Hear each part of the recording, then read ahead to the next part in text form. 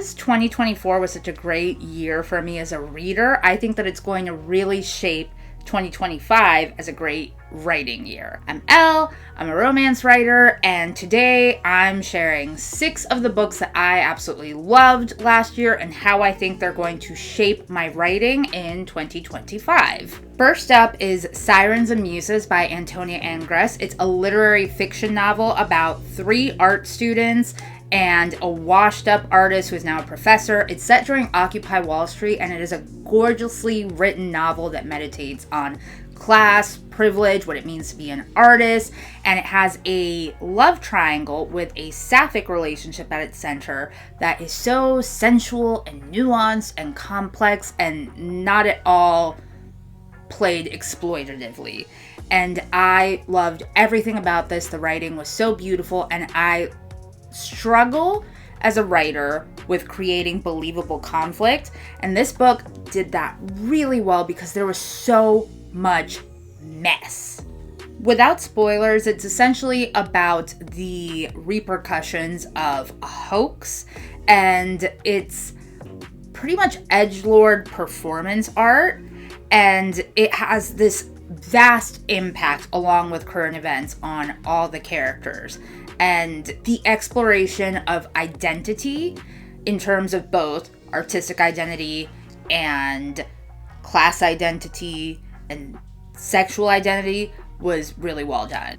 So beautiful prose, mess done perfectly, and really complex relationships. That is what I want to take from Sirens and Muses. Speaking of messy dynamics and love triangles, a book that took me completely by surprise this year was QB Tyler's Our Little Secret. There's an age gap. There's a one-night stand that, oops, turns out you're my new boss, and the love triangle centers on an extramarital affair, and the married party, of course, has his reasons. We see the wife, and she's a pretty major character, and without spoiling that whole dynamic, it gets crazy. No one in this book is necessarily a great person. No one in this book is necessarily a terrible person. Even one character that I think is meant to be read as pretty terrible was one of my favorite characters.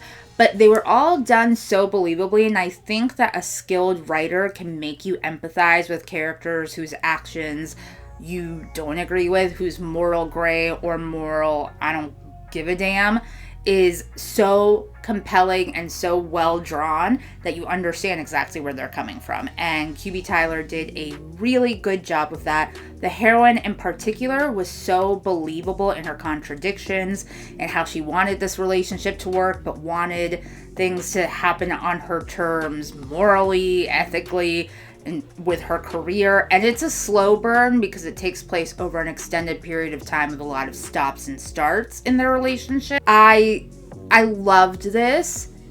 It was so satisfying. So I just praised a book that had a really believable heroine who felt so real.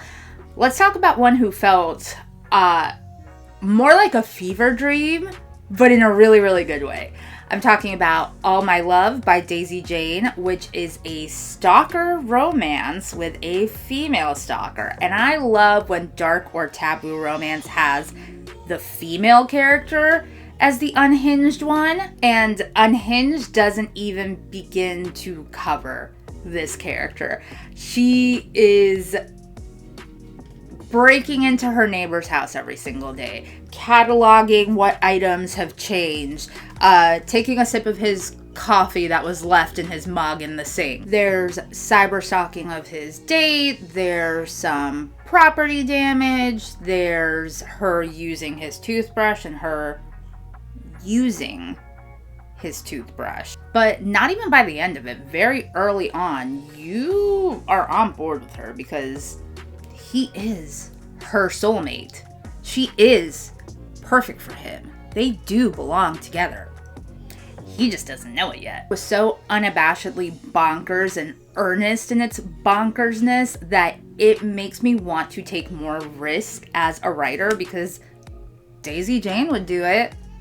Daisy Jane wouldn't even blink. Are you a coward, or are you going to make Daisy Jane proud? Moving on from lovably unhinged to criminally unhinged is Lovesick by Cynthia A. Rodriguez. This is like an extreme version of a black cat and golden retriever romance. It's set at a mental institution, and two people fall in love there and then escape and go on a crime spree. But it's not so much Bonnie and Clyde as it is the hero is very down bad, so the fact that the heroine can't even walk through a grocery store without murdering someone means he's gonna have to just go with it and clean up her messes. And I love the microtrope of, okay, I want you, you are it for me, and therefore I am going to blow up my entire life for you. And Rodriguez did that so well in this book. And I think it's romantic. I want to write that kind of intense love, maybe with fewer casualties, but that level of intensity, that ride or die-ness. Coming up on my last two major favorites of 2024, and these might be tied. It goes back and forth which one is the top spot, but let's talk about Madam by Sara Cate. Sara Cate is an author who I just read for the first time last year, and she became my most read author, and I am obsessed. So it's an FFM romance where Clay used to be a sub for Eden, who is a dominatrix at a club that is the background of this entire Salacious Players Club series. And their relationship went from client and service provider to something a lot deeper and more line crossing. And it ended badly because Eden doesn't get close to people like that. She has a lot of secrets, like a kid she has that she never told him about while they were together. It's not his, but still. Sometime later, Clay moves on with Jade, who seems to be the complete opposite of Eden, but they all run into each other one day. Clay realizes that she had this whole other part of her life that she did not share with him. Jade picks up on the vibes between them, Googles Eden, finds out she's a dominatrix, wants to find out how she can also be more dominant, asks Eden to mentor her, and things again just get messy because they're all into each other and they can't come out and say it, and it takes a while before they're all in the same room, not keeping secrets from each other, to come out and say like, hey, the three of us, could this be a thing? The skill I want to master, that Sara Cate has mastered, and I think honestly probably has sold her soul to a demon to master, because it is just, I cannot believe how good she is at this. I've never read spicy scenes in a book that make me ugly cry, and Sara Cate does it all the time because they're so emotional and sensual, and they really push the relationships forward, and the characterization is amazing, the prose is lush, they're super hot. It's just, she is so good at bringing the emotion with the smut. And now, finally, a book that is so me-coded, it feels like simulation theory that it even exists. It is filthy. It's funny. It's sweet. It is full of banter, and it is so chronically online that it was literally inspired by TikTok. I am talking about the absolute dark rom-com masterpiece that is Lights Out by Navessa Allen. It's a stalker romance that the way I describe it to people is, what if the stalker hero character was actually so baby girl in these dark romance books? It's about Allie, who is a trauma nurse, and Josh, who is a computer genius hacker. And Allie used to hook up with Josh's roommate, and he has this secret TikTok mask kink page where he films like horror movie mask thirst traps.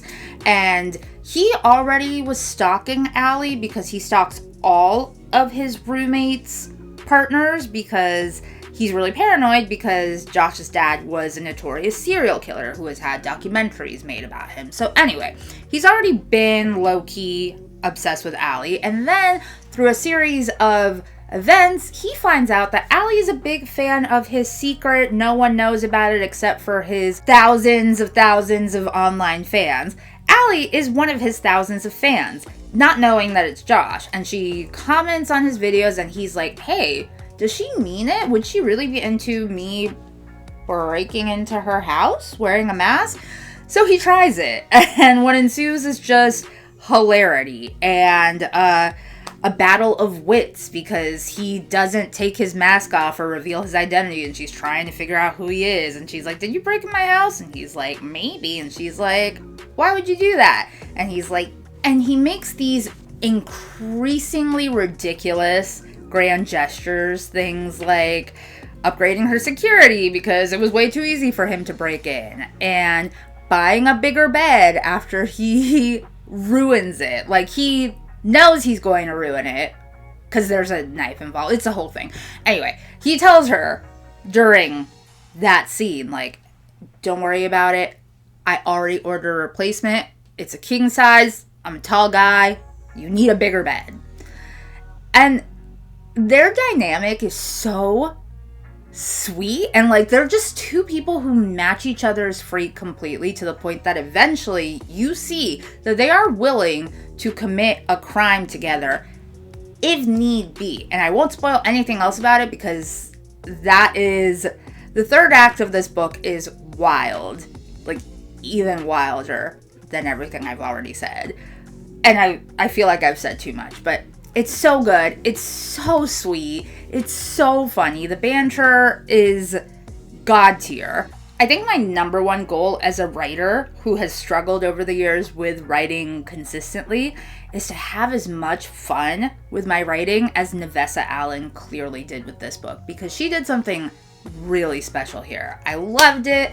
I ate it up. It was for me, and I can't wait to read more by her. So those are the books that I think are going to really shape my writing in 2025. If you would like to support me, you can do so by hitting the like button, hitting the subscribe button, and if you want to check out my books, I would recommend 2 short and sweet novellas that I have on Kindle Unlimited to start with.